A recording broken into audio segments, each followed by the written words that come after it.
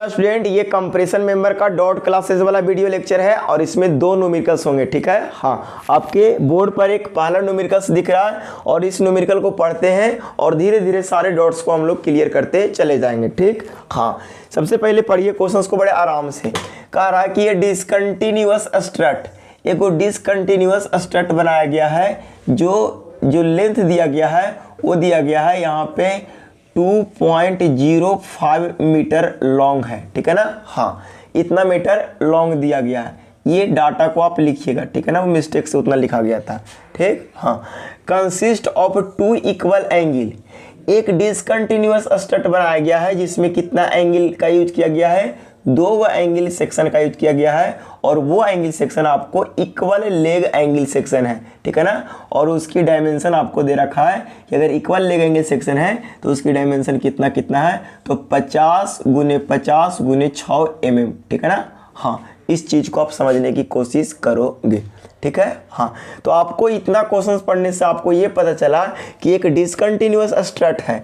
वो कैसा स्ट्रट है? डिसकंटिन्यूअस स्ट्रट है जो लेंथ कितना है, 2.05 मीटर है। और दूसरा बात ये पता चला कि जो एंगल सेक्शन दो को यूज किया जा रहा है और उसकी डायमेंशंस क्या है।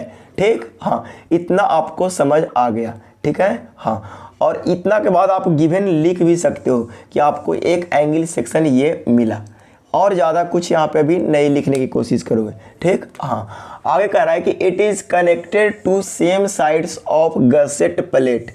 ये कह रहा है कि ये जो एंगल सेक्शन दो को यूज किया गया है ना टेंशन मेंबर बनाने के लिए, वो गसेट प्लेट के सेम साइड में कनेक्ट किया गया है। तो इसको अगर बोल दिया जाए गसेट प्लेट, तो देखिए, तो गसेट प्लेट के सेम साइड में एंगल को कनेक्ट कर दिए कि नहीं, तो जवाब आना चाहिए कि यस सर, कनेक्ट तो किए हो। ठीक है ना, हाँ, कह रहा है कि by 2 rivets on each angle, कह रहा है कि दोनों एंगल, यहाँ पे ये जो दोनों एंगल को कनेक्ट किया गया है वो ईच एंड पर दो दो रिविट कम से कम तो लगाया ही गया है, ऐसा यहाँ पे ऑलरेडी मेंशन्ड है। ठीक है ना, ऑन बोथ एंड, दोनों एंड पर।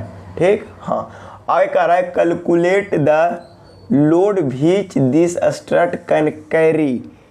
ठीक है ना, हाँ, आपसे ये पूछ रहा है कि ये जो टेंशन मेंबर बनाया गया स्ट्रट वो सेफ लोड कितना कैरी कर सकता है, वो आपसे पूछा जा रहा है। ठीक, हाँ, आगे कह रहा है if the yield stress of steel is इतना, जो आपको स्टील यूज किया गया है वो Fe 250 यूज किया गया है। इसका मतलब आपको यहाँ पे लिखना होगा कि Fy बराबर ग्रेड ऑफ स्टील आपको 250 MPa दिया हुआ है।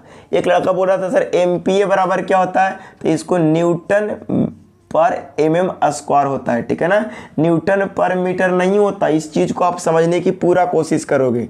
ठीक, हाँ, चलिए, इतना बात तो आपको ये समझ आ ही गया होगा। ठीक, हाँ, क्वेश्चन पढ़ने के बाद आप क्या करोगे कि सारे डायग्राम इस तरह से बना दोगे। एक गसेट प्लेट है, दोनों एक ही साइड में एंगल को कनेक्ट कर दिया गया है।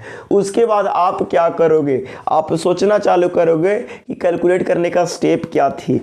तो बताओ, तो कैलकुलेट करने का स्टेप यह था, अगर सिंगल एंगल सेक्शन रहता और उसे कंप्रेशन मेंबर बनाया होता तो उस स्थिति में सारा का सारा डाटा आप स्टील टेबल से यूज कर सकते थे। लेकिन यहाँ पे आपको बिल्टअप सेक्शन बनाया गया है, यानी बोल सकते हैं कि एक से ज़्यादा स्टील सेक्शन को कनेक्ट करके आपको कंप्रेशन मेंबर बनाया गया है। तो हम लोग क्या करेंगे, स्टील टेबल के डाटा के सहारा लेकर के हम लोग पूरे मोमेंट ऑफ इनर्शिया और उसके करस्पॉन्डिंग स्लेंडरनेस रेशियो और मिनिमम रेडियस ऑफ गायरेशन को आपको चेक करना होगा। ठीक है, हाँ, तो आइए हम लोग सबसे पहले स्टेप बाय स्टेप मूव करते हैं। सबसे पहला काम हम लोग क्या करते हैं कि यहाँ पे जो मेंबर, जो सेक्शन यूज किया गया है, इस मेंबर कंप्रेशन मेंबर बनाने के लिए उसका सारा का सारा कुंडली हम लोग स्टील टेबल से लिख लेते हैं। तो आइए सबसे पहले हम एक स्टील टेबल निकालते हैं और आपके सामने एक स्टील टेबल यहाँ पे दिखाई पड़ेगा आर अगोर का। ठीक है, तो उसमें हम लोग देखेंगे ये जो स्टील सेक्शन है हम लोग जो चूज किए हैं वो equal leg angle section choose किए हैं, जिसकी डायमेंशन कितना है, 50 × 50 × 6 mm थिकनेस। आपके आर अगोर का अगर स्टील टेबल होगा तो पेज नंबर 2 में नीचे से चौथा लाइन में दिखाई पड़ेंगे। ठीक, हाँ चलिए इतना बात आपको समझ आया। जब इसमें देखना चालू करोगे तो आपको कुछ कुछ डाटा दिखाई पड़ेगा। यहाँ पे देखिएगा ISA 50 × 50 × 6 mm थिकनेस में, तो आपको सेक्शनल एरिया दिखाई पड़ेगा 568 सेंटीमीटर स्क्वायर, यानी सेक्शनल एरिया को ही बोलते हैं ग्रॉस एरिया, यानी ये वाला हमको मिल जाएगा 5 × 6.8 सेंटीमीटर स्क्वायर। इसको mm में चेंज कर देंगे, यानी mm स्क्वायर में। ठीक, हाँ बार बार हम कह रहे हैं स्टील टेबल में जितने भी स्टील सेक्शन का डायमेंशन दिया रहता है वो एक सेक्शन का दिया रहता है। ठीक है, हाँ वही चीज़ यहाँ पे अपन लिख दिया। ठीक, आगे हम लोग कैलकुलेट करने की जरूरत पड़ेगा सेंटर ऑफ ग्रेविटी या CG बोल सकते हो। एक्स एक्सिस का अबाउट कितना है, वाई एक्सिस के अबाउट कितना है, moment of inertia x axis का अबाउट कितना है और वाई एक्सिस का अबाउट कितना है। ठीक है ना, हाँ ये सारे चीज़ आपको यहाँ पे ज़रूरत पड़ेगा। ठीक है ना, रेडियस ऑफ जाइरेशन यहाँ पे इसकी यूज डायरेक्ट नहीं कर सकते हैं, क्यों, क्योंकि यहाँ पे बिल्ट अप सेक्शन है, यानी एक से ज़्यादा सेक्शन का मिला करके बनाया गया है। ठीक, हाँ तो इतनी सारे कुंडली की जरूरत पड़ेगी जो आपके स्टील टेबल से मिल जाएंगे। CXX, उसके बाद मिलेगा आपको एक IXX, उसके बाद मिलेगा IYY, और CYY भी अगर निकालने की जरूरत पड़ेगा तो आपको इतना ही मिलेगा। आप देखोगे तो यहाँ पे लिखल है CXX बराबर है CYY के, यानी 14.5 mm ही हो जाएगा। IXX बराबर है IYY के, यानी दोनों की वैल्यू सेम होगा। ठीक है, इतना बात आपने टेबल की कहानी कर लिया कंप्लीट। अब हम लोग थोड़ा सा इस एंगल सेक्शन पर सोचते हैं, क्या इसमें सोचना है मेजर रूप से। ज़रा बताइए कि अगर सबसे पहला तो काम ये कर लो कि ये पूरे सेक्शन का ग्रॉस एरिया निकाल लो। पहला स्टेप यही था।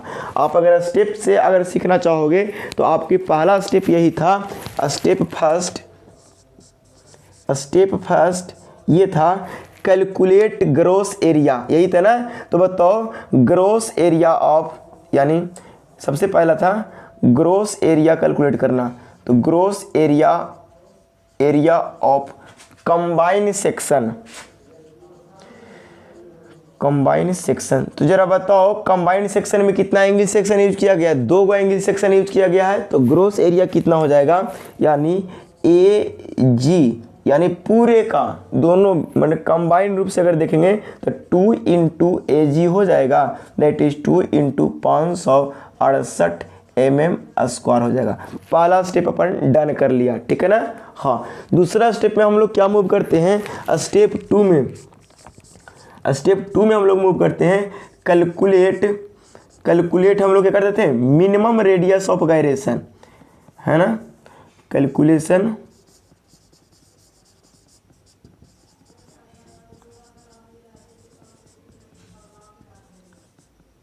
मिनिमम रेडियस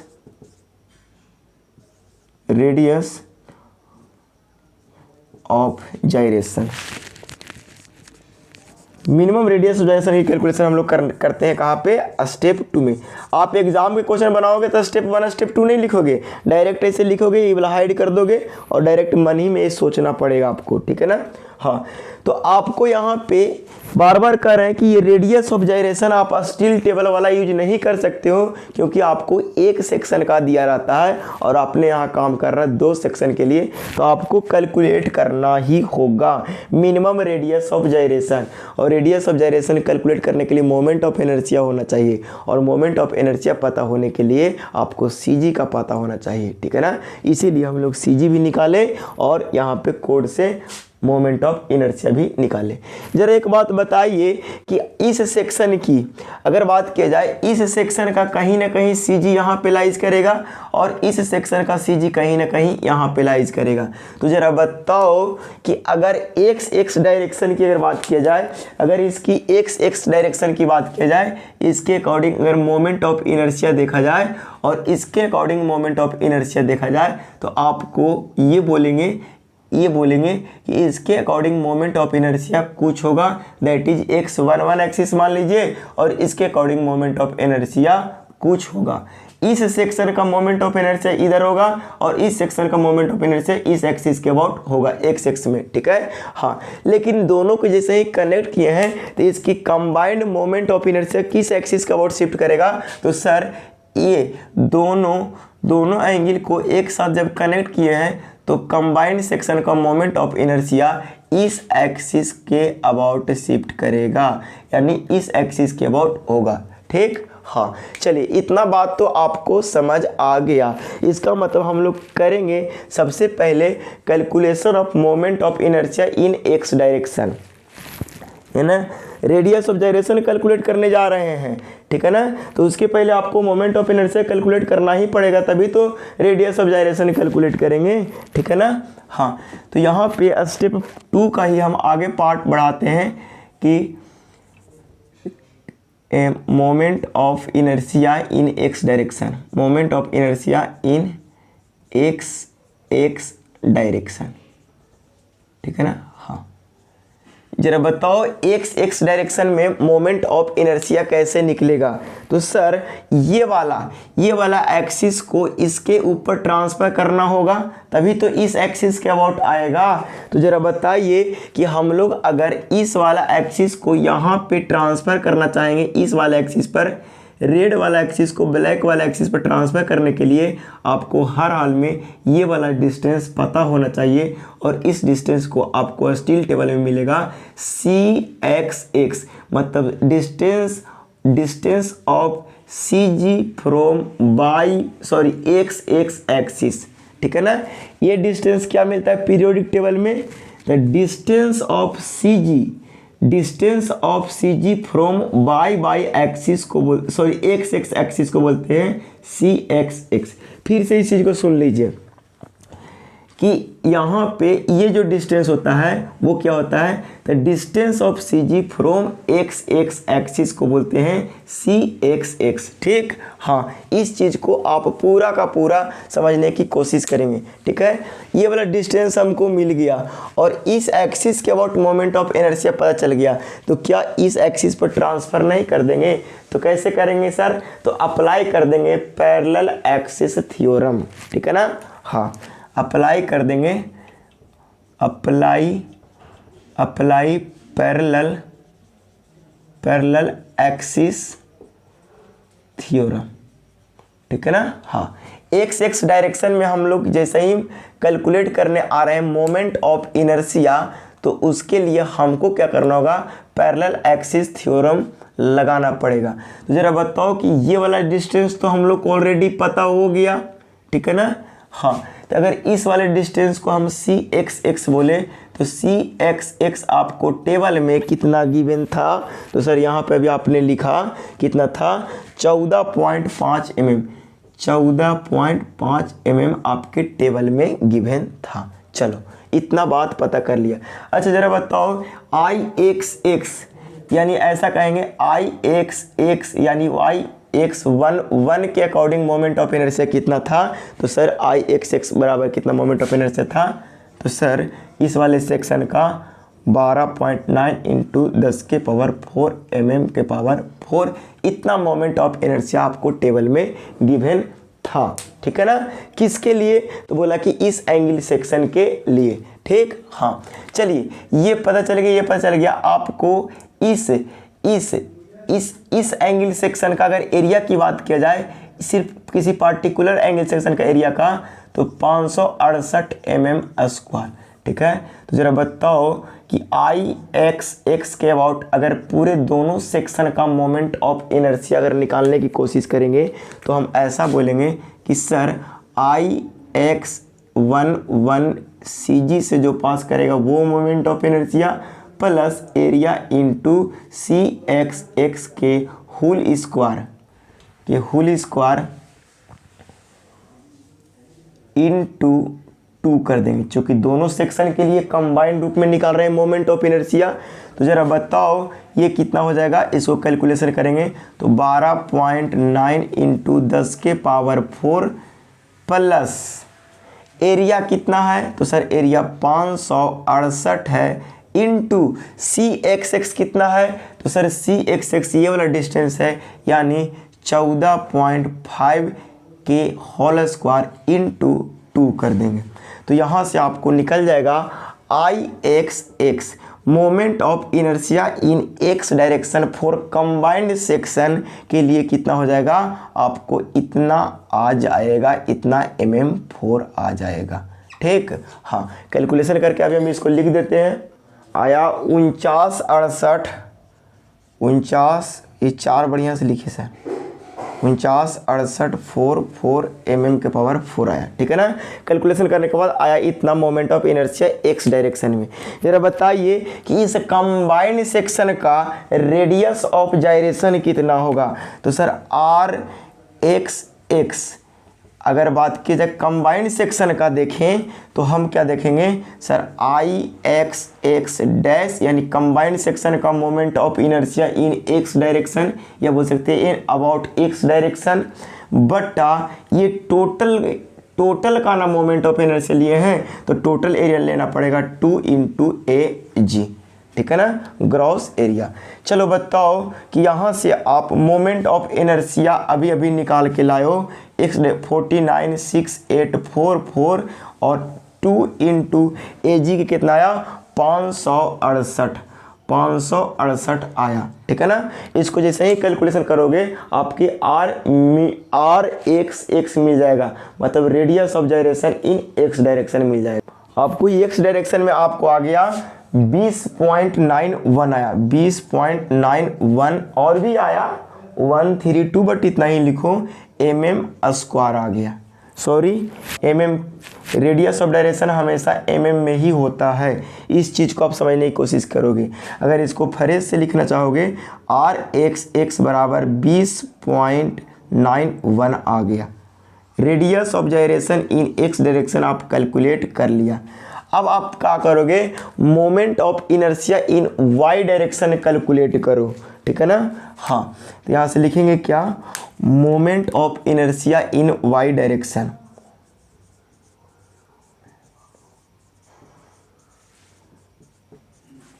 इन वाई डायरेक्शन। ठीक है ना। हाँ, अगर देखोगे तो जरा बताओ कि इस पूरे सेक्शन का y डायरेक्शन का जो एक्सिस होगा, y एक्सिस होगा, वो इसका भी CG यहाँ पे होगा और इसका भी CG यहाँ पे होगा। यानी ये वाला आपको एक्सिस हो जाएगा बाई डायरेक्शन वाला एक्सिस। ठीक है ना। हाँ, ऊपर वाला एंगल के लिए भी यही वाला लाइन होगा और नीचे वाला एंगल के लिए भी यही वाला एंगल होगा। तो इसमें हम लोग कोई कॉन्सेप्ट नहीं लगाएंगे पैरेलल एक्सिस थ्योरम का, क्योंकि आपका सेक्शन क्या है, एक ही है। ठीक, इस चीज़ को आप समझने की कोशिश कीजिएगा। बहुत स्टूडेंट क्या करते हैं, यहाँ पे गसेट प्लेट का थिकनेस खोजने लगते हैं और ई वाला को ज़बरदस्ती एन ट्रांसफ़र कर देते हैं। तो अगर ऐसा ट्रांसफ़र करके भी बनाते हैं तो कोई दिक्कत नहीं है, बट इस एक्सिस का बट अगर ट्रांसफ़र करने के लिए एक बार पैरेलल एक्सिस थ्योरम लगाना पड़ेगा। और हम लोग क्या सोचते हैं, आसान सोचते हैं कोई प्रॉब्लम को बनाने के लिए। तो हम लोग क्या करेंगे, इस स्थिति में हम लोग इसको यहाँ पे ट्रांसफ़र ना करेंगे और ना ही गसेट प्लेट का थिकनेस की खोज खबर करेंगे।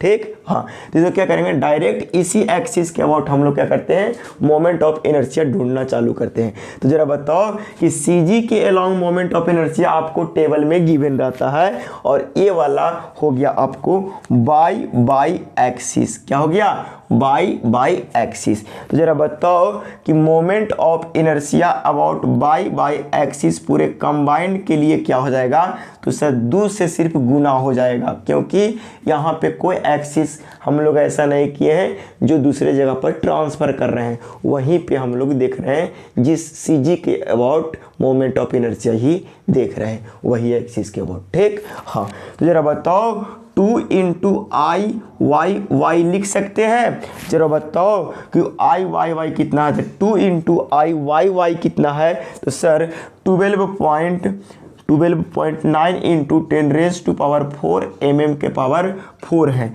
जरा बताओ इतना कैलकुलेशन करोगे तो आपको मिल जाएगा पूरे सेक्शन का moment of inertia Y direction में। तो यहाँ पे हो जाएगा 2 × इसको सोल्यूशन करके अभी लिखिए देते हैं, हाय क्या करेगा, इसको लिख देते हैं। हम लोग एक काम करते हैं, इसको कैलकुलेशन नहीं करते हैं, आगे आपको फ़ायदा कर जाएंगे। ठीक है। हाँ, रुक जाइए, इरेजर खोज देखिए डायरेक्ट हम लोग क्या करते हैं, मोमेंट ऑफ इनर्शिया ही निकाल देते हैं। मोमेंट ऑफ इनर्शिया तो निकाल दिए, रेडियस ऑफ जाइरेशन ही निकाल देते हैं। कैलकुलेशन करने का कोई फ़ायदा नहीं मिलेंगे यहाँ पे, ठीक। हाँ चलो, यहाँ पे हम लोग देखेंगे R moment of inertia in Y direction के लिए क्या लिखेंगे, अंडर रूट पूरे सेक्शन का moment of inertia in Y direction into पूरे दोनों सेक्शन का एरिया यानी ए जी, ठीक है ना। इतना को वैल्यू रखोगे और इसको सोल्व करोगे। देखो कैलकुलेशन करने के क्या फ़ायदा, नहीं करने का क्या फ़ायदा हुए, यहाँ पे थोड़ा सा केयर करेंगे। mm के पावर 4, ये 10 के पावर 4 है, वो mm के पावर 4 है, इंटू 2 इंटू ए जी है 568 mm स्क्वायर, ठीक है। हाँ ये 2 से 2 कैंसिल हो जाएगा, ये फ़ायदे होंगे। और कैलकुलेशन करने के बाद आपको ये मिल जाएगा, कैलकुलेशन करने के बाद आपको ये नहीं दिखाई पड़ रहा 568 mm स्क्वायर। ये इसको अच्छा से लिखिए सर, ये आई वाई मोमेंट ऑफ इनर्शिया पूरे सेक्शन का वाई डायरेक्शन में कितना है, 2 इंटू 12.9 इंटू 10 के power 4 mm power 4 divided by 2 into total area कितना हो जाएगा 568 mm स्क्वायर। इतना के जब सोल्व करेंगे आपको आर बाई मिल जाएगा, ठीक है ना। हाँ देखिए क्वेश्चन को थोड़ा सा हम इरेज करते हैं, ज़्यादा नहीं। यहाँ पे डिसकंटिन्यूअस है, हालांकि इस क्वेश्चन को उधर चिपका देते हैं अभी, ठीक है ना। हाँ इस चीज़ को आप समझिएगा और पढ़िएगा क्वेश्चन को, ठीक। हाँ आप लोग क्वेश्चन तो लिख ही लिए होंगे, ठीक है ना। तो यहाँ पे अगर देखेंगे आर वाई जो निकल के आया, r y or moment of inertia about y axis, sorry radius of gyration about y axis कितना निकल के आया, अभी हम कैलकुलेट करके देखते हैं। देखिए कैलकुलेट करने के बाद आपको आया 15.07 और radius of gyration in y axis या वाई डायरेक्शन 15.07 आया। आप जब इसको टेबल में देखोगे तो इसी को राउंड ऑफ करके आपको मिलेगा 15.01, ठीक है ना, इतना mm, ठीक है ना। ये वाला वैल्यू आपको टेबल में मिलेगा, कहाँ मिलेगा, स्टील टेबल में मिल जाएगा। और ये वैल्यू आपने क्या किया है, कैलकुलेट करके लाया है। तो थोड़ा सा क्या अंतर आ जाते हैं स्टील टेबल से और जो आपने कैलकुलेट करके लाया, ठीक है। हाँ तो आप क्या सोच सकते हैं कि अगर ऐसा स्थिति आए कि इस सेक्शन का मोमेंट ऑफ इनर्शिया वाला एक्सिस और इस सेक्शन का मोमेंट ऑफ इनर्शिया वाला एक्सिस अगर दोनों सेम एक्सिस पे कोइंसाइड कर रहा है, तो उस स्थिति में आप रेडियस ऑफ जाइरेशन टेबल वाला भी यूज कर सकते हैं, जैसा कि आपने यहाँ पे देखा, ठीक है। और नहीं तो बेटर सॉल्यूशन है, कैलकुलेट करो, मेहनती है, ठीक। हाँ चलो अब देखना है कि यहाँ से आर मैंने radius of gyration in Y direction इतना मिला और radius of gyration in x direction इतना मिला। जरा बताओ कि मिनिमम रेडियस ऑफ जाइरेशन कितना होगा। तो आर मिनिमम सर हो जाएगा r radius of gyration in Y direction, यानी 15.1 mm निकल गया। इतना निकाले भर देरी था। आपको यहाँ से कंडीशन सोचना है एल इफेक्टिव का, इफेक्टिव लेंथ का। तो आप यहाँ पे क्वेश्चंस जब पढ़िएगा तो आपको यहाँ पे दिया गया है कि डिसकंटिन्यूअस स्ट्रट है और डबल एंगल का यूज करके बनाया गया और 2 से ज़्यादा रिविट के लिए बनाया गया। क्वेश्चंस में आप देख रहे होंगे तो आप ये कहेंगे सर इफेक्टिव लेंथ जो होता है ना 0.85 इंटू अनसपोर्टेड लेंथ, और अनसपोर्टेड लेंथ आपको कितना दिया हुआ क्वेश्चंस में। तो सर अनसपोर्टेड लेंथ जो दिया हुआ है ना सर, वो दिया है 2.05 mm। इतना मीटर दिया हुआ है और इसको mm में चेंज कीजिएगा 10 से पावर गुना कर दीजिएगा। क्वेश्चंस में देखिएगा उतना मीटर दिया हुआ है, तो ये mm में आ गया। इफेक्टिव लेंथ पता चल गया, आर मिनिमम पता चल गया, सिलेंडरनेस रेशियो निकाल दीजिएगा। तो तीसरा स्टेप में क्या था, सिलेंडरनेस रेशियो निकालना। सिलेंडरनेस रेशियो को हम लोग बोलते हैं लैम्डा। तो लैम्डा बराबर क्या होगा, एल इफेक्टिव बट्टा आर मिनिमम। जरा बताओ एल इफेक्टिव कितना है, तो 0.85 इंटू 2.05 इंटू 10 के पावर 3 mm और आर मिनिमम कितना आया तो 15.1 mm, ठीक है ना। mm से mm कैंसिल, ठीक है ना। आपको यहाँ से निकल जाएगा सिलेंडरनेस रेशियो। इतना को करिए कॉपी पहले और थोड़ा सा हम नीचे इरेज करते हैं ये सारे चीज़ को, ठीक है। हाँ, जरा बताइए यहाँ पे आपकी सिलेंडरनेस रेशियो पता चल गया। आपके क्या पता चल गया भाव? सिलेंडरनेस रेशियो पता चल गया। बस सिलेंडरनेस रेशियो ही पता करना था। कैलकुलेट करके आप लाओगे सिलेंडरनेस रेशियो। देखिए सिलेंडरनेस रेशियो कैलकुलेट करके लाए वो इतना आया। अब बहुत स्टूडेंट यहाँ पे सोच रहा होगा कि सर आपने यहाँ पे मिनिमम रेडियस ऑफ जायरेशन ये कैलकुलेट करके लाया तो स्टील टेबल वाला क्यों यूज किया? आप ये भी यूज कर सकते हैं, थोड़ा बहुत का सिलेंडरनेस रेशियो में डिफर आएगा, ठीक है। हाँ, तो ये हम बताना ये चाह रहे थे कि अगर एक्सिस एक पर कोइंसाइड करेगा तो टेबल वाला डाटा भी यूज कर सकते हैं, ठीक है ना। हाँ, चलिए कोई दिक्कत नहीं है। चलो इसके बाद हम थोड़ा सा इरेज करते हैं। लेमडा निकलेवर देरी था, हम लोग इसके करस्पॉन्डिंग निकालेंगे स्ट्रेस। तो निकालो लेमडा 1 और लेमडा 2। लेमडा 1 के करस्पॉन्डिंग कितना मानेंगे? सर लेमडा 1 110 मान लो और लेमडा 2 120 मान लो। इसे करस्पॉन्डिंग सिग्मा AC1 मान लो, इसे करस्पॉन्डिंग सिग्मा AC2 मान लो। इसका हो जाएगा 72 और इसका हो जाएगा आपको 64। कहाँ से आया सर? तो सब टेबल से। एक बात और इसमें थोड़ा सा समझ लीजिएगा, आपको स्टील टेबल में ही पीछे आपको पेज नंबर 70 के आसपास, रुकिए एग्जैक्ट बता देते हैं पेज नंबर कितना है। पेज नंबर 70 में आपको ये टेबल दे दिया गया स्ट्रेस वाला। तो आपको IS कोड में ढूंढने की कोई ज़रूरत नहीं, आप आर अगोर के स्टील टेबल के 70 पेज नंबर में देखेंगे आपको यही वाला परमिसिबल कंप्रेसिव स्ट्रेस दे दिया गया है, ठीक है ना। तो आप स्टील टेबल में भी खोज सकते हो। चलो इतना बात आपको पता चल गया। आपको लेमडा के करस्पॉन्डिंग आपको सिलेंडरनेस रेशियो यानी लेमडा के करस्पॉन्डिंग सिलेंडरनेस रेशियो करस्पॉन्डिंग आपको स्ट्रेस निकालना है। लगा दो इंटरपोलेशन मेथड। क्या लगा देगा? इंटरपोलेशन मेथड, ठीक है। हाँ, तो यहाँ पे लिखेंगे apply interpolation method. Apply interpolation method. जैसे इंटरपोलेशन मेथड आपने लगाया तो क्या मिला आपको? तो जिसको निकालना रहता था स्ट्रेस उसको ऐसे लिखते थे, उसके बाद सिग्मा AC2 प्लस निकालते थे ये वाला स्ट्रेस को डिफरेंस को ऊपर और लेमडा के डिफरेंस को नीचे। याद कीजिए कॉन्सेप्ट जो बताए थे, जिसको निकालना रहता था उसको घटाते थे किस में से? तो बड़ा वाला सिलेंडरनेस रेशियो में से।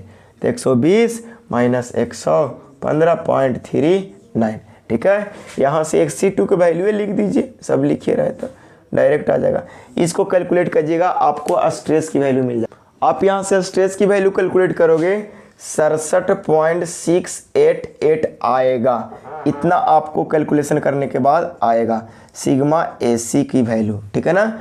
इतना न्यूटन पर mm² आएगा, ठीक। हाँ, स्ट्रेस पता चल गया। अब उस कंडीशन के लिए डबल एंगल डिसकंटिन्यूअस और 2 रिविट के लिए, एक एंड पर 2 रिविट या 2 से ज़्यादा रिविट के लिए क्या कंडीशन था स्ट्रेस के लिए? तो स्ट्रेस में कोई चेंजिंग नहीं था, ठीक है। यानी स्ट्रेस यही वाला हो जाएगा आपको एलॉयएबल स्ट्रेस।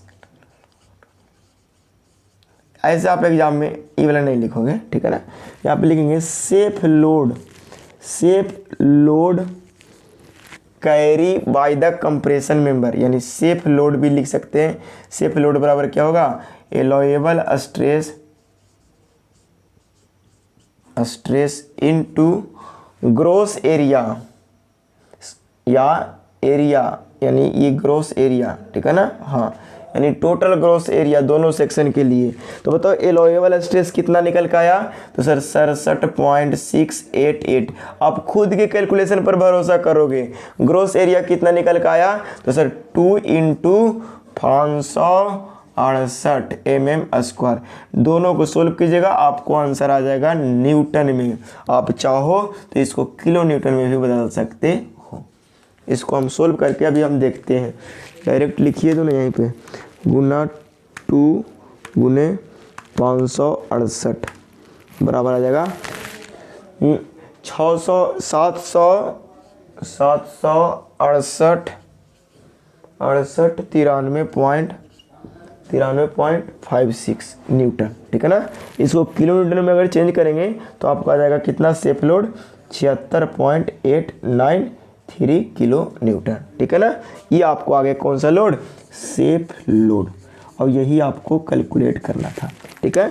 ये कुछ नहीं है, आप चाहोगे तो बहुत आसान है, वरना बहुत टफ हो जाएगा।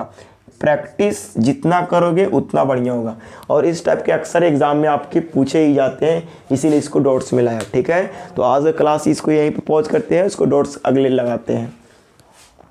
एक और रिवीजन करा देते हैं। सबसे पहले आप क्या किए, इसमें ग्रॉस एरिया निकालें, उसके बाद मिनिमम रेडियस ऑफ गायरेशन निकालें सेकंड स्टेप में।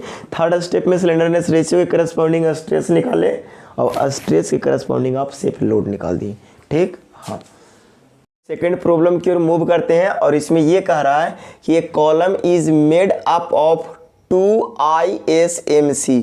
देखिए 2 ISMC कहने का मतलब होता है कि 2 नंबर में Indian standard medium channel section का यूज किया गया है, जिसकी ओवरऑल डेप्थ 300 है। उसको कहा यह जा रहा है प्लेस बैक टू बैक, मतलब बैक टू बैक प्लेस किया गया, ये बैक टू बैक प्लेस हो गया, ठीक है ना। हाँ, इस चीज़ को आप समझने की पूरा कोशिश करेंगे। कह रहा है कि the column has both end are rigidly held and restrained against rotation.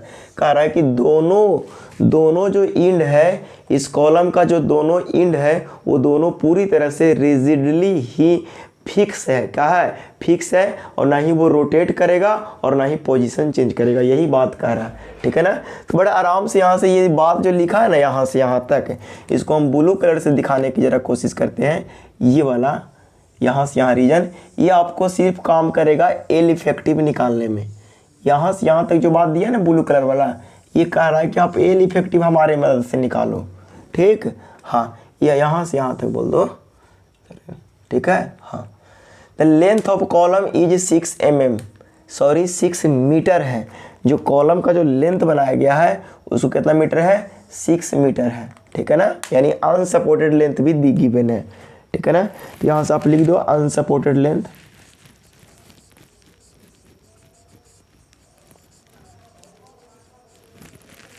That is L is equal to 6 metre.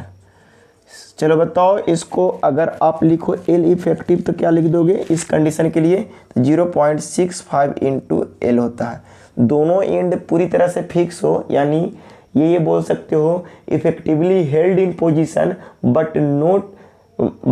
Effectively held in position and not rotate against rotation, ठीक है ना। इस चीज़ को समझिए, effectively held in position and restrained against rotation के लिए हम लोग क्या करते हैं कि ये कंडीशन देखते हैं, ठीक है ना। फिर से समझ लीजिए, ठीक है, इसको कि दोनों तरफ कह रहा है कि बोथ एंड रिजिडली हेल्ड, दोनों एंड जो है रिजिडली हेल्ड है, और ये स्ट्रेन अगेंस्ट रोटेशन है, मतलब रोटेशन भी नहीं होने दे रहा है। तो उस स्थिति के लिए आपको इफेक्टिव लेंथ कितना हो जाएगा, 0.65 इंटू L। जरा बताओ 0.65 इंटू लेंथ कितना है, तो सर 6 मीटर है। इसको सोल्व करिएगा, आपको यहाँ से इफेक्टिव लेंथ पता चल जाएगा, ठीक है ना। हाँ सर, मीटर में उसको mm में चेंज नहीं करोगे, कर दो 10 की पावर 3 से गुना करके, ठीक है ना। हाँ, 10 के पावर 3 से गुना करके आप यहाँ से इसको mm में इफेक्टिव लेंथ कैलकुलेट कर दिए, ठीक है ना। हाँ, कैलकुलेशन करके लिखे देते हैं। हाँ, चलिए इतना कैलकुलेट करके इतना लिख दिए। आगे क्वेश्चन कह रहा है आपसे कैलकुलेट द मैक्सिमम लोड। आपको मैक्सिमम लोड इस कंप्रेशन मेंबर कितना सह सकता है सेफली रूप से, वो कैलकुलेट करने के लिए बोल रहा है। कॉलम कैन कैरी, ठीक है ना। हाँ, and also find the distance between back to back, ठीक है ना। ये जो बैक टू बैक कनेक्ट किया गया ना, इसके बीच का डिस्टेंस भी कैलकुलेट करना है। तो सपोज करिए कि इसके बीच का डिस्टेंस बैक टू बैक क्या मान लिए हैं, यहाँ से यहाँ तक मान लिए हैं D, और यही आपको कैलकुलेट करना है। जरा बताइए कि अगर इस वाले सेक्शन का मोमेंट ऑफ इनर्शिया देखें तो कहीं होगा, इस वाले सेक्शन का अगर मोमेंट ऑफ इनर्शिया देखिए एक्स एक्सिस का वर्ड तो कहीं और होगा, और वाई एक्सिस का देखेंगे तो कहीं और होगा। इस सेक्शन का अगर इस सेक्शन का अगर सेंटर ऑफ ग्रेविटी देखें तो एक्स एक्सिस से कहीं और होगा और वाई एक्सिस से कहीं और होगा, और इस सेक्शन का भी देखेंगे तो इसी के जैसा होगा कि नहीं होगा। इस बात को थोड़ा समझने की पूरा कोशिश करेंगे, ठीक है। फिर से सुन लीजिए, ये सेक्शन और ये सेक्शन दोनों एक ही डायमेंशन का सेक्शन है, तो जितना मोमेंट ऑफ इनर्शिया इसमें होगा एक्स एक्स के अबाउट उतना ही इसमें होगा, जितना moment of inertia Y Y के डायरेक्शन में इसका होगा उतना ही इसका होगा, जिसका C G X X direction में इसका होगा उसका भी होगा, सारा डायमेंशन दोनों का सेम होगा, ठीक। हाँ, बस वही चीज़ को आपको यहाँ सोचना है। जरा बताइए कि अगर इस वाले सेक्शन को अगर ये देखा जाए तो इस वाले सेक्शन का अगर ये बोला जाए तो हमारा बाई एक्सिस हमारा ये वाला मिलेगा, इस वाले सेक्शन का वाई एक्सिस कौन वाला मिलेगा, ये वाला मिलेगा। तो अगर इस वाले सेक्शन की वाई डायरेक्शन में मोमेंट ऑफ इनर्शिया की बात करें तो बोलेंगे y1 डायरेक्शन हो गया। इस वाले सेक्शन का अगर मोमेंट ऑफ इनर्शिया निकालने की कोशिश करें तो क्या होगा, y2 कर दो, ये y2 और नीचे हो जाएगा y2, ऊपर शायद नहीं दिख रहा होगा, नहीं दिखिए नहीं रहा, इसको y2 कर दो, यहाँ से आप कर दो y2, ठीक। हाँ, अब बात ये करना है कि जरा बताइए कि इस वाले सेक्शन का moment of inertia Y axis के अबाउट यहाँ पे इस एक्सिस के अबाउट जाएगा, लेकिन इस वाले सेक्शन को यहाँ पे जाएगा। दोनों को जब कंबाइन किए हैं तो आपको कंबाइन बॉडी का मोमेंट ऑफ इनर्शिया कहाँ से होकर गुजरेगा, तो सर इसके यहाँ से गुजरेगा। यानी हम एक कॉन्सेप्ट बताए थे आप लोग को कि अगर इस स्थिति में अगर ऐसा रहे तो हम लोग क्या करते हैं कि यहाँ पे दो को एक्सिस के अबाउट मोमेंट ऑफ इनर्शिया है तो उसको किसी इफेक्टिव मोमेंट ऑफ इनर्शिया यानी कंबाइंड बॉडी का मोमेंट ऑफ इनर्शिया आपको यहाँ पे इस एक्सिस के अबाउट होगा, ठीक है ना। हाँ, यानी कंबाइंड बॉडी इसी एक्सिस के अबाउट ना होगा, कंबाइंड बॉडी का मोमेंट ऑफ इनर्शिया इस एक्सिस के अबाउट होगा, ठीक। हाँ, अगर बात किया जाए इस वाले सेक्शन के लिए मोमेंट ऑफ इनर्शिया अगर एक्स डायरेक्शन में देखें तो आपको ये वाला लाइन मिलेगा,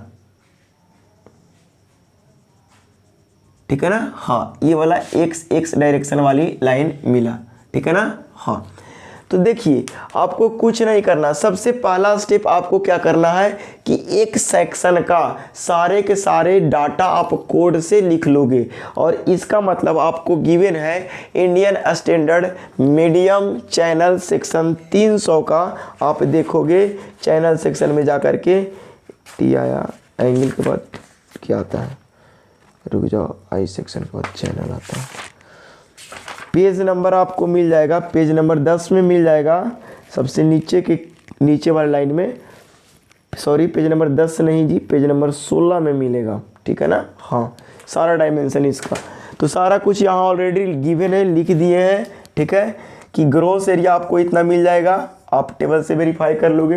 एक बार हमें भी वेरीफाई करने दो वरना दिक्कत हो गया तो दिखते हैं, ठीक है, 4564, ठीक है।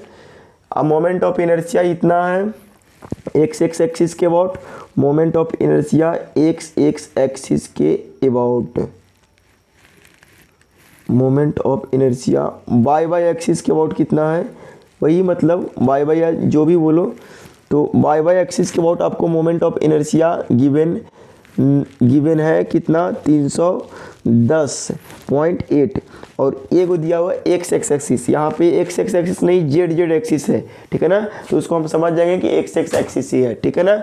हाँ, तो इस चीज़ को आप समझने की पूरा कोशिश करोगे, ठीक। हाँ, तो ये सारे डाटा आपने दिया हुआ था लिख लिए, ठीक। हाँ, बोला सी वाई क्या है, तो ये है distance of C G from Y axis. तो जरा बताओ इस वाले के लिए बाई एक्सिस ये है, तो distance of C G from Y axis यानी इसके अबाउट, यानी आपको सी वाई भी टेबल से देख करके लिखना होगा।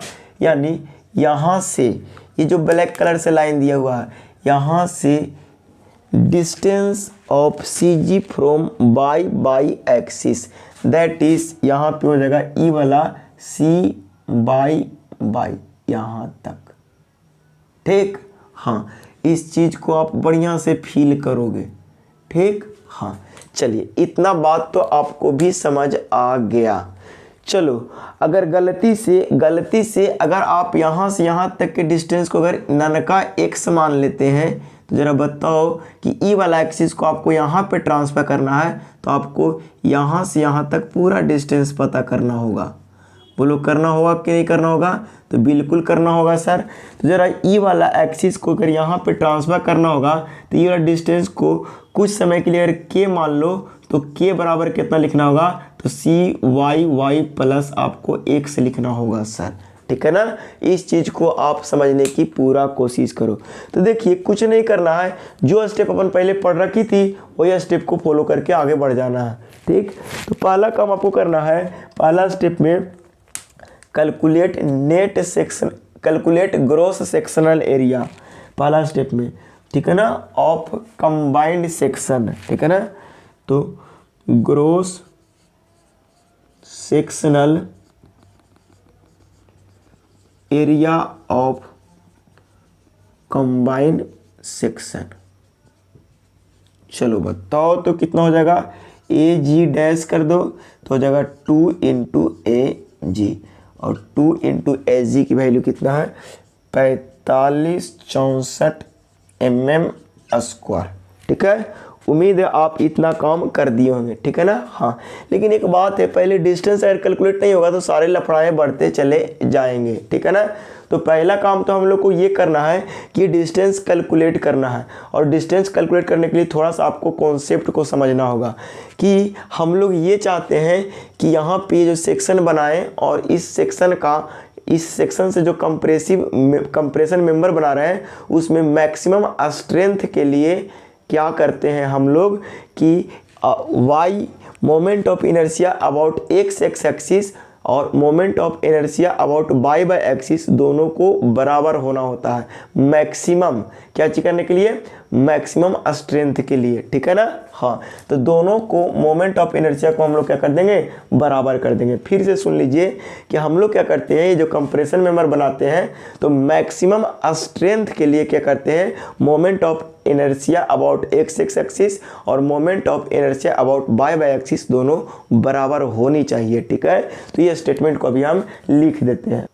दैट इज हम लोग लिख सकते हैं moment of inertia of whole section, moment of inertia about Y bye axis whole section is equal to moment of inertia about x axis of whole section. ये होना चाहिए किसके लिए? तो for make a structure or more stronger we will equate the moment of inertia about both axis, ठीक है ना। उसको हम इक्वेट कर दिए। यहाँ से फायदे क्या होंगे कि हमको एक्स भी निकालने में मदद हो जाएगा, ठीक है। तो हम लोग क्या करते हैं कि सबसे पहले तो हम लोग कैलकुलेशन करते हैं मोमेंट ऑफ इनर्शिया का एक्स डायरेक्शन में। तो सबसे पहले क्या करते हैं? Calculation for moment of inertia about x dash 2, ठीक है ना। जरा बताइए कि हम लोग क्या करते हैं? आई एक्स डैक्स करने के लिए क्या हो जाएगा? तो देखते हो तो ये वाला एक्स एक्सिस है, ठीक है, और हमारा इसी एक्सिस पर हमको निकालना है। एक ही एक्सिस है ना, कोई 2-3 तो है नहीं, तो हम लोग डायरेक्ट टेबल वाला मोमेंट ऑफ इनर्शिया यूज कर सकते हैं, और 2 के लिए तो सिर्फ 2 से गुना कर देंगे। ज़रा बताओ टेबल में कितना है? तो 636.6 इंटू 10⁴ mm², ठीक है ना, ठीक है। हाँ, तो ये 2 से गुना कर देंगे, ठीक है ना। हाँ, तो हमारा ये मिल जाएगा। सर 2 से गुना करने का क्या मतलब? तो सर 2 से गुना हम लोग इसलिए किए ना क्योंकि ये 2 गो सेक्शन है ना। हाँ, एक सेक्शन के लिए तो टेबल से यूज कर लिए, ठीक। हाँ, इतना को कैलकुलेशन करके हमारा आएगा कुछ। अब क्या करते हैं? Moment of inertia in Y direction देखते हैं पूरे कंबाइंड सेक्शन का, ठीक है ना। तो उसके लिए निकालते हैं calculation for moment of inertia in Y direction for combined section, ठीक है ना। हाँ, तो देखिए तो हम लोग को इस सीजी से पास होने वाला मोमेंट ऑफ इनर्शिया आपको टेबल से पता है इस सेक्शन का, और इस वाले मोमेंट ऑफ इनर्शिया को यहाँ पे ट्रांसफर करना है। तो हम लोग क्या करेंगे, अप्लाई कर देंगे पैरेलल एक्सिस थ्योरम। तो लिखेंगे we apply parallel axis theorem. Parallel axis theorem को हम लोग क्या करेंगे, अप्लाई करेंगे और उसको ट्रांसफर कर देंगे। ज़रा बताओ, अगर आई वाई वाई पूरे कंबाइंड सेक्शन का लिखेंगे तो सबसे पहले तो 2 से गुना कर दो, ठीक है ना, और सिंगल सेक्शन का मोमेंट ऑफ इनर्शिया निकाल दो। तो ज़रा बताओ कि यहाँ से आपको लिखना होगा आई वाई वाई सी जी से जो पास, ये जो मोमेंट ऑफ इनर्शिया इस सेक्शन का जो सी जी से पास करेगा वाई वाई का वो लिख देंगे, प्लस एरिया इनटू यहाँ से यहाँ तक टोटल डिस्टेंस क्या हो जाएगा, सी वाई वाई प्लस एक्स का होल स्क्वायर। यहाँ से यहाँ तक डिस्टेंस ट्रांसफ़र करना है तो, और इनटू 2 कर देंगे। इसकी वैल्यू को आप यहाँ से देख करके लिख दोगे, moment of inertia of y Y axis about C G से जो पास होने वाला मोमेंट ऑफ इनर्शिया कितना है, तो सर टेबल में देख करके बताओ, 310.8 इंटू 10 के पावर 4। एरिया कितना है, तो सर एरिया है आपको यहाँ से देख के बताइए 456 4 इंटू सी एक्स कितना है, यार ई वाला डिस्टेंस कितना है, टेबल से आपको मिलेगा 23.6 mm, 23.6 mm के होल स्क्वायर, ठीक है ना। इतना करोगे तो आपको आई वाई वाई मिल गया पूरे कंबाइंड सेक्शन का। हम लोग बढ़िया मजबूत ज्वाइंट बनाने के लिए हम लोग क्या करते हैं, दोनों को इक्वेट करते हैं। दोनों को इक्वेट करने से आपको फ़ायदा क्या होगा, अरे यहाँ पे एक्स तो लिखे ही नहीं, प्लस एक्स तो पता ही नहीं है, तो यहाँ पे हाँ, ठीक है ना। दोनों को इक्वेट करने से हम लोग को फ़ायदा क्या होगा, एक्स निकल जाएगा। और आपके क्वेश्चंस में ये दोनों डिस्टेंस पता करने के लिए बोल रहा था, तो अगर ये एक्स है तो इधर भी कितना हो जाएगा, एक्स हो जाएगा। तो बताओ डी बराबर लिख सकते हैं 2x।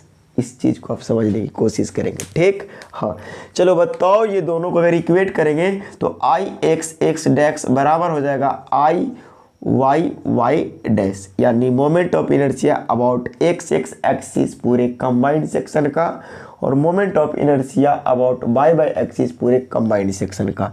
इक्वेट कर दोगे, यहाँ से x की वैल्यू निकलेगा। देखो तो 2 इंटू 6 362.6, ठीक है ना, इंटू 10 के पावर 4 बराबर आई वाई वाई कितना हो जाएगा, तो सर 2 इंटू ये वाला वैल्यू टोटल लिखना है 310.8 इंटू 10 के पावर 4 प्लस 456 64 इतना जो भी है लिख लो, ठीक है ना, इंटू 23.6 प्लस एक्स के होल स्क्वायर डिवाइडेड इतना इंटू 2, ठीक है ना। आप यहाँ से यहाँ देख क्या रहे हैं कि ये दोनों यहाँ से कैंसिल होने वाला है, कैंसिल होगा, और यहाँ से आपकी सोल्व करने के बाद आपको आ जाएगा एक्स की वैल्यू। एक्स की वैल्यू कैलकुलेट करके कितना आया, अभी हम लिख देते हैं, 91.55 आया, 91.55 आया, ठीक है ना।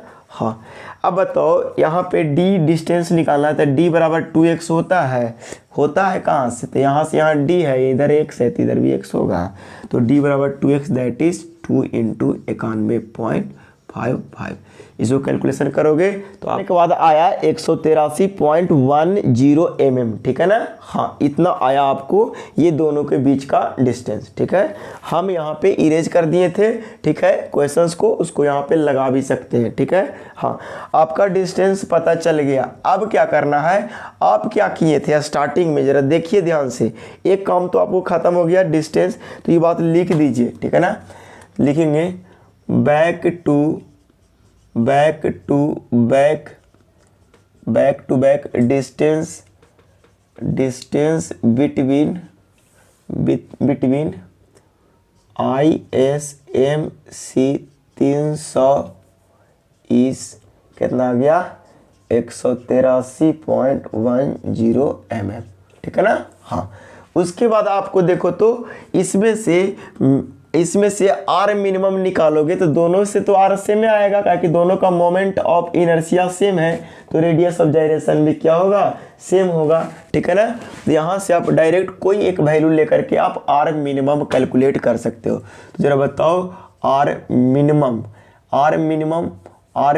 क्या हो जाएगा। तो सर आर मिनिमम बराबर हो जाएगा आर एक्स एक्स बराबर आर वाई वाई, दोनों बराबर है तो दोनों में से कोई आप ले सकते हो। ठीक। हाँ चलो आर मिनिमम हमको कैलकुलेट करना है, तो जरा बताओ आर मिनिमम बराबर क्या हो जाएगा। आर मिनिमम बराबर हम लिख सकते हैं अंडर रूट आई मिनिमम। तो आई मिनिमम दोनों में से छोटा कैसे कह सकते हैं, दोनों को तो बराबर मान लिए हैं बढ़िया ज्वाइंट के लिए, मजबूत के लिए। तो कोई एक वैल्यू ले लो जो आपको कैलकुलेटेड है। तो आई एक्स एक्स, ठीक है ना, डैश डिवाइडेड बाई यहाँ पे हो जाएगा 2 इंटू एरिया, ठीक है ना, एरिया, ग्रॉस एरिया। ठीक है। हाँ तो जरा बताओ यहाँ पे ये वाला आई एक्स एक्स कितना है। तो सर 2 इंटू 6 362.6 इंटू कितना हो जाएगा 10 के पावर 4। इस चीज़ को आप समझो। और 2 इंटू एजी ग्रॉस एरिया कितना हो जाएगा। तो सर ग्रॉस एरिया इसका था, आप कभी कहाँ पे लिखे, यहाँ पे 4564, आप टेबल में भी देखे होंगे और यहाँ से भी। तो यहाँ से आपको मिल जाएगा आर मिनिमम। सॉल्यूशन करके भी लिख देते हैं आर मिनिमम। कैलकुलेशन करने के बाद आया आर मिनिमम की वैल्यू 118.07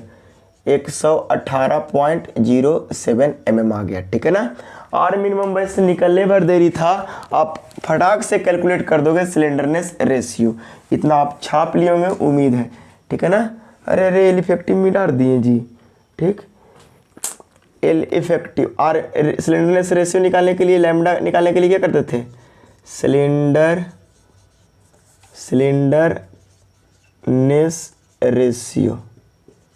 स्लेंडरनेस रेशियो निकालने के लिए हम लोग क्या करते थे, लैम्डा बराबर एल इफेक्टिव बट्टा आर मिनिमम। ठीक है ना। एल इफेक्टिव कितना था, शायद 3900 के आसपास था। रुक जाइए हम कैलकुलेट करके निकाल। देखिए सिलेंडरनेस रेशियो निकालने के लिए एल इफेक्टिव वैल्यू 3900 आया था, ये देख लीजिएगा। ठीक है। आर मिनिमम की वैल्यू अभी कैलकुलेट करके लाए।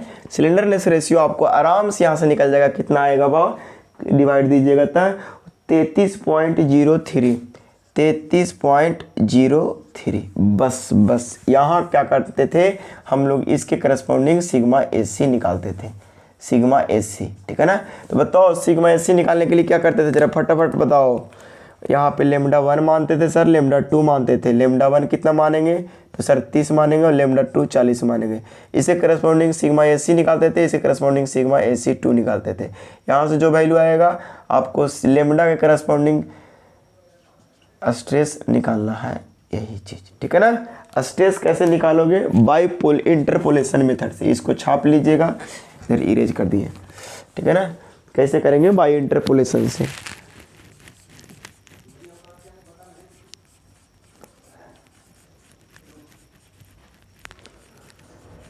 कैसे करते थे, इस डाटा को पहले तो लिख लो सर। इसके लिए वैल्यू है 145 और इसके लिए वैल्यू है 139। यहाँ से आप क्या करोगे, यहाँ से अब निकालोगे आप स्ट्रेस सिग्मा एसी। तो sigma AC 2 plus sigma AC 1 minus sigma AC 2 divided by lambda 2 minus lambda 1 into क्या करते थे भाव, जिसको निकालना रहता था उसको घटाते थे बड़ा वाला में से। तो बड़ा वाला लैम्डा कितना है 40, और छोटा वाला लैम्डा कितना है, लंबा बोला गया इतना। ठीक है ना। इसको डायरेक्ट वैल्यू लिख दो, सबका एक ही बार लिखे रहता है। एसी 2 139, ये दोनों का डिफरेंस लिखो, यानी A1 माइनस 145 माइनस 139, और लैम्डा 2 की वैल्यू कितना है 40 माइनस 30 करोगे, सॉल्यूशन करोगे, सिग्मा एसी की वैल्यू निकल के आया। ठीक है ना। कैलकुलेट करने के बाद आया 143.3 18 आपको स्ट्रेस पता चल गया। क्या पता चल गया? स्ट्रेस। कंडीशन के अनुसार स्ट्रेस को देखिए क्या चेंज होने वाला है? नहीं सर, स्ट्रेस में कोई चेंजिंग नहीं होने वाला है। तो सेफ लोड निकाल सकते हो? तो सर सेफ लोड बराबर हो जाएगा स्ट्रेस इंटू एरिया। बताओ स्ट्रेस कितना है? तो सर 143.18 इंटू एरिया कितना हो जाएगा? 2 इंटू ग्रॉस एरिया ना हो जाएगा, पूरे सेक्शन का ना हो जाएगा कंबाइंड एरिया। तो ग्रॉस एरिया हो जाएगा 42, सॉरी एरिया कितना था? 4564। ठीक है ना। यहाँ से आपको निकल जाएगा कहाँ से? Safe load. ठीक है ना। आप कैलकुलेशन करके खुद से लिख लोगे। ठीक है, खत्म हो गया कंप्रेशन मेंबर।